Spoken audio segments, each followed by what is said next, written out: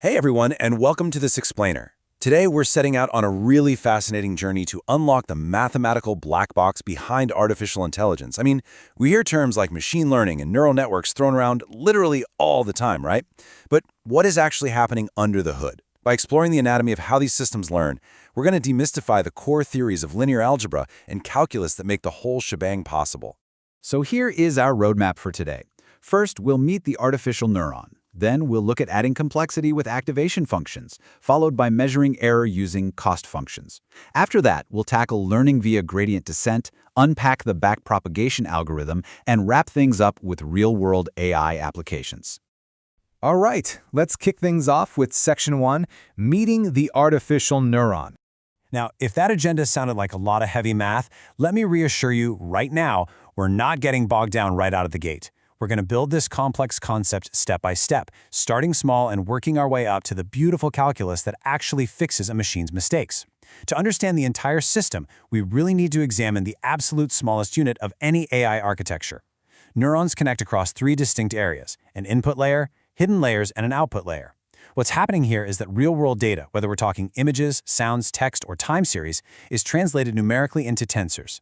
These individual neurons then act as mathematical functions that collect and process this information as it seamlessly passes from node to node. To really make sense of how data flows between these nodes, we have to understand three core parameters: inputs, weights, and biases. Think of the weights and biases like physical knobs and dials that the system is constantly turning to process information and make a prediction. Each activation number from a neuron gets multiplied by a corresponding weight, which basically dictates the strength of the connection to the very next node. Then a bias term is added just to ensure the final output is meaningfully active. And here's the crazy part. Even a relatively simple neural network architecture can contain thousands of these adjustable parameters. Just imagine thousands of individual knobs and dials needing to be perfectly tuned. It immediately highlights the massive, almost unbelievable scale of the math involved in even the most basic machine learning tasks. Now, doing these calculations one by one, that would be agonizingly slow, so the system brilliantly consolidates the weights and inputs into vectors and matrices.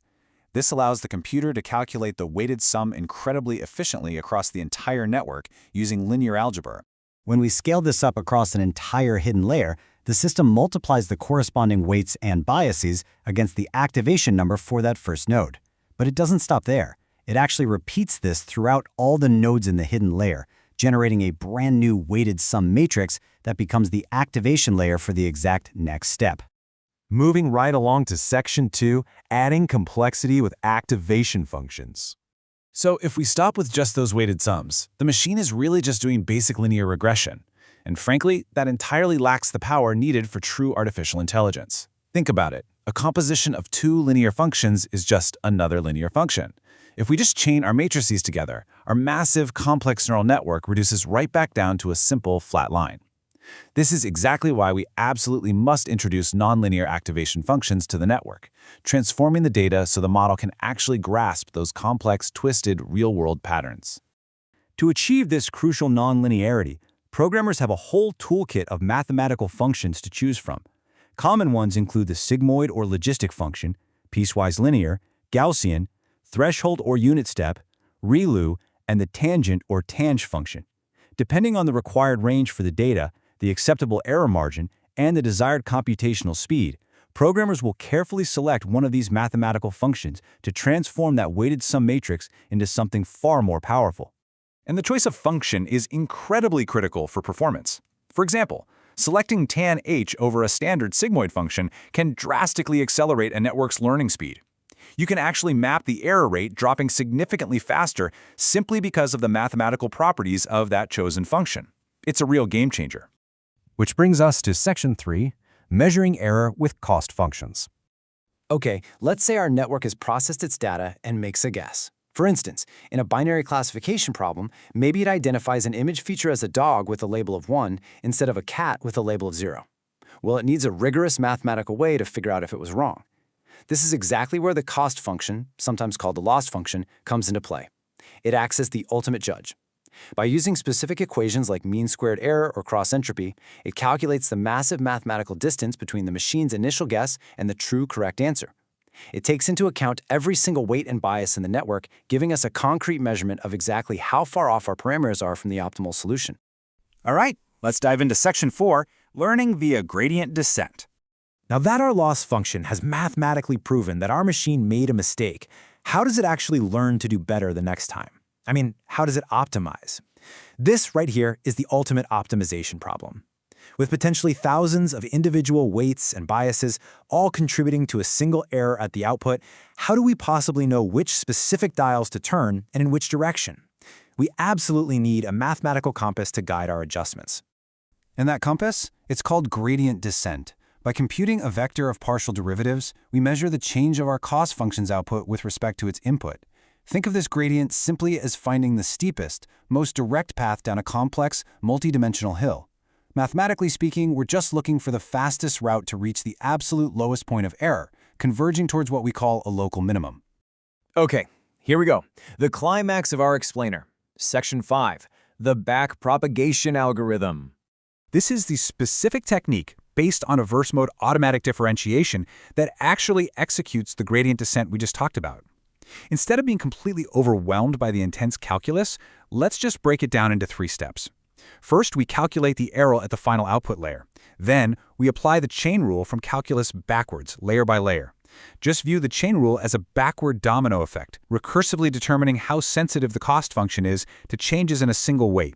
It's essentially assigning blame for the final error to every previous layer in the network. Finally, step 3. We adjust those specific weights and biases accordingly. Now, deriving these partial derivatives by hand deep within the hidden layers, that would trap us in unfathomable dimensions. Nobody wants to do that. But remember, it's just the computer utilizing massive computational power to do those exact 3 simple steps we just outlined. It calculates the average of the derivatives and iterates this process hundreds or thousands of times over every single epoch to finally reach that minimal error. And that brings us to our final section, real-world AI applications. This exact combination of basic linear algebra and complex calculus isn't just theoretical on a whiteboard.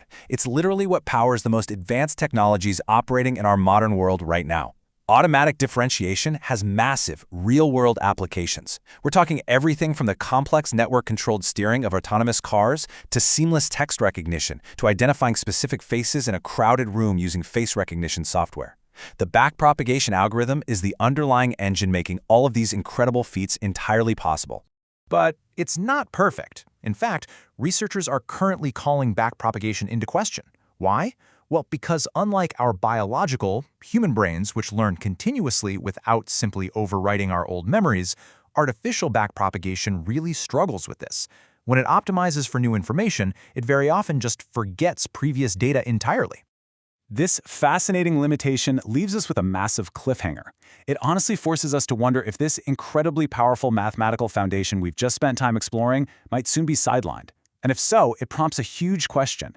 What entirely new mathematical paradigm will truly come next to power the future of artificial intelligence? I'll leave you to ponder that one.